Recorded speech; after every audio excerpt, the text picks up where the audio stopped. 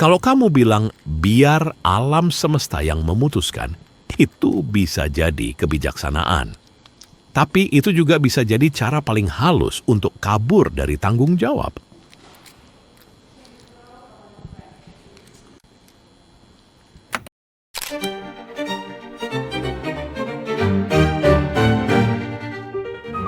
Hari ini saya mau bedah kapan kalimat biar semesta itu menjadi sehat. Kapan itu bikin hidup kamu makin berantakan?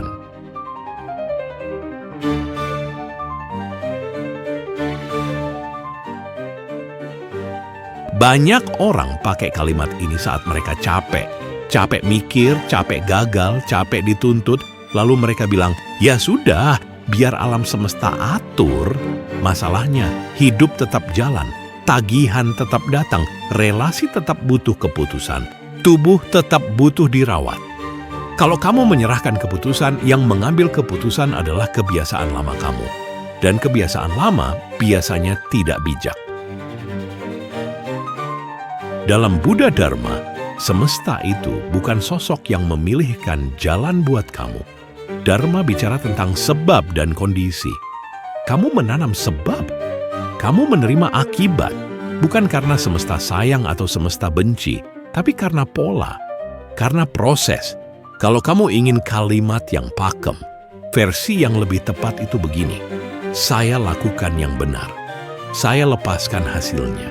Bukan, saya lepaskan pilihan saya.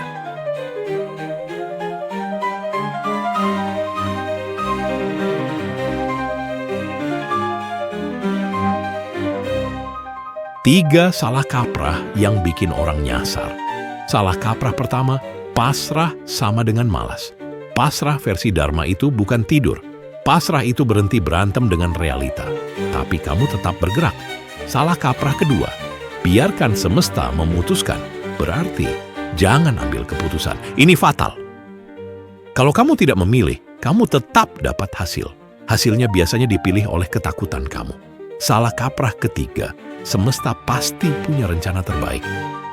Kalau kamu percaya ini, kamu gampang menunda. Kamu bilang, kalau memang jodoh, balik sendiri. Atau, kalau bisnis ini rezeki, akan jalan sendiri. Padahal yang jalan itu bukan rezeki. Yang jalan itu sistem. Yang jalan itu disiplin. Yang jalan itu tindakan.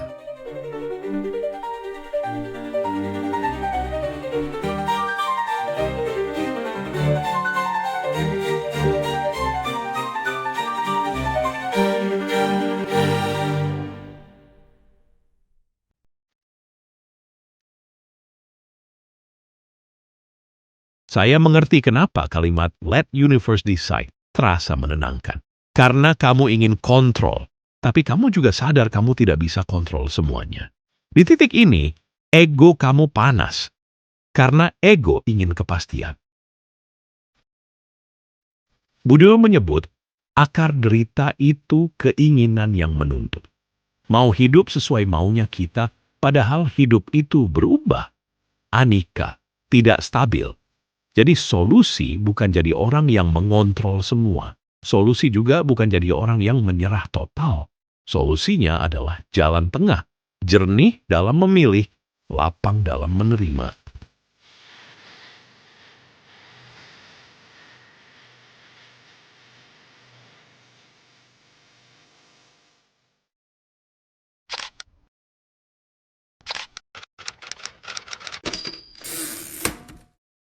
Saya kasih satu framework simple.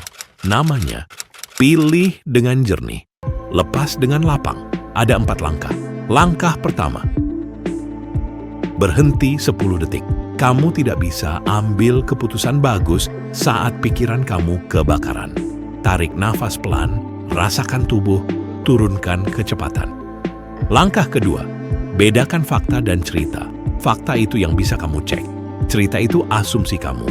Contoh, dia jarang balas chat 3 hari. Pasti dia sudah tidak sayang. Bisa iya, bisa tidak. Kalau kamu memutuskan dari cerita, kamu gampang hancur. Langkah ketiga, tetapkan niat yang benar. Dalam Dharma, niat itu kunci. Niat yang benar itu tidak lahir dari dendam. tidak lahir dari panik, tidak lahir dari ingin menang. Niat yang benar lahir dari kebijaksanaan dan welas asih ke diri kamu juga. Langkah keempat, ambil aksi kecil yang bisa kamu kontrol. Bukan aksi besar yang dramatis, aksi yang rapi, yang bisa kamu ulang, yang bisa kamu ukur. Di sini kamu memutuskan. Lalu kamu biarkan semesta mengurus bagian yang bukan wilayah kontrol kamu, cuaca, respon orang, timing, hal-hal yang di luar kamu. Ini inti pakemnya. Kamu pegang sebab. Kamu lepas hasil. Saya kasih contoh nyata biar kebayang. Contoh pertama, relasi.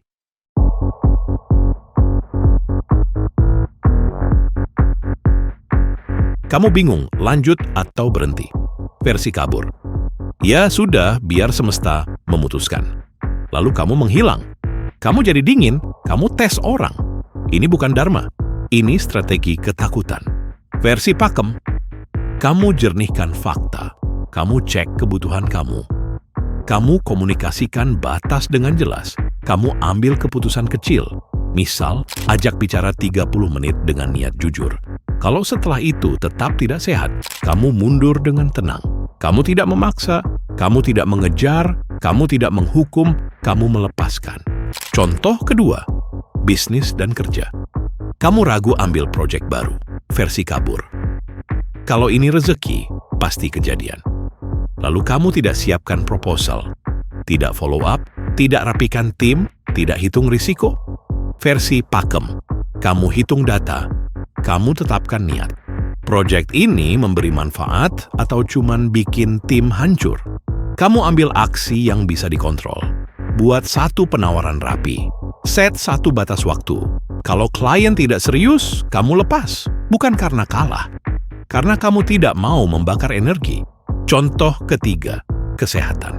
Kamu bilang, biar semesta atur. Padahal kamu kurang tidur. Makan berantakan, stres kamu numpuk. Versi pakem, kamu sadar. Kamu atur satu kebiasaan kecil, tidur 30 menit lebih cepat. Jalan 10 menit, kurangi gula. Itu keputusan, lalu kamu lepaskan hasil cepat. Kamu fokus proses.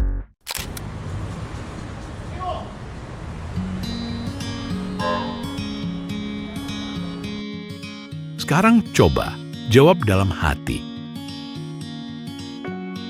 Apa keputusan yang kamu tunda hari ini?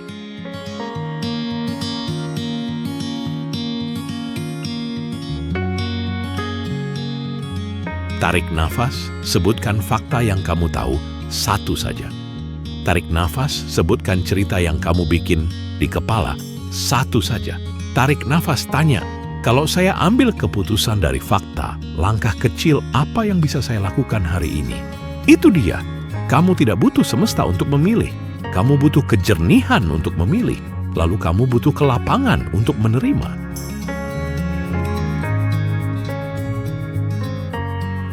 Kalimat, let universe decide for you. Itu boleh.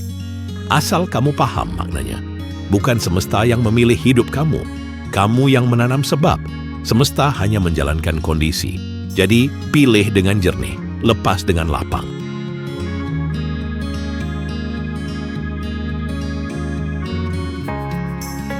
Kalau kamu mau, tulis kata jernih di komentar. Saya buat versi latihan 3 menit yang bisa kamu ulang tiap pagi. Dan kalau kamu lagi ada keputusan besar, simpan video ini, putar ulang saat pikiran kamu mulai panik.